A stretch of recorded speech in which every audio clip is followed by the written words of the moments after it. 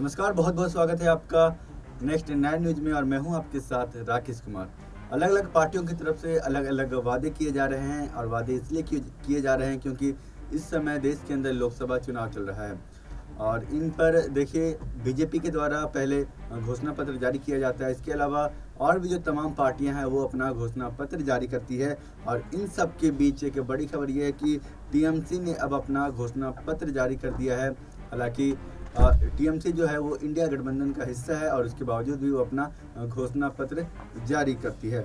और इस घोषणा पत्र में जो वादे किए गए हैं, जो मुद्दे रखे गए हैं, वो मुद्दे आखिर है क्या, चलिए ये भी आपको हम बता देते हैं। तो सबसे बड़ा जो वादा किया जा रहा है जनता से वो ये किया जा रहा है कि अगर हम जीतते हैं तो देश के अंदर यूसीसी को लागू नहीं होने देंगे। ये टीएमसी पार्टी की तरफ से बड़ा ऐलान किया गया है, अपने घोषणा पत्र में ये बात रखी गई है। और दूसरी जो उन्होंने घोषणा की है वो ये है कि अब एनआरसी को भी हम देश के अंदर लागू नहीं होने देंगे। ये टीएमसी की तरफ से घोषणा पत्र में ये दावे किए गए हैं। इसके अलावा दोस्तों मैं आपको बता दूं कि देश के अंदर सीएए जो कानून था वो लागू हो चुका है और इस पर हालांकि उन्होंने कुछ नहीं कहा है।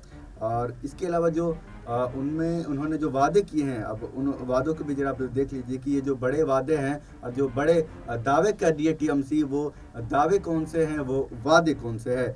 टीएमसी की तरफ से ये कहा जा रहा है कि बीपीएल परिवारों को 10 सिलेंडर मुफ्त दिया जाएगा सालाना, यानी साल में आपको 2 ही सिलेंडर के पैसे देने पड़ेंगे, बाकी के जो सिलेंडर हैं वो आपको मुफ्त दिए जाएंगे। ये टीएमसी की तरफ से घोषणा की गई है।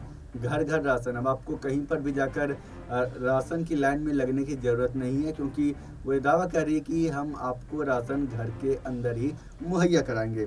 और जो तीसरा जो उन्होंने जो वादा किया है वो 60 साल से जो अधिक के उम्र के जो बुजुर्ग हैं उनको प्रति माह 1000 रुपये, यानी सालाना की अगर बात करें तो लगभग 12,000 रुपये वो देने की बात कह रही है। इसके अलावा सभी को घर भी देने की बात कह रही है ये टीएमसी पार्टी कि आप अगर बेघर है या फिर अगर आप किराए पर रहते हैं तो आपको किराए पे या बेघर रहने की ज़रूरत नहीं है।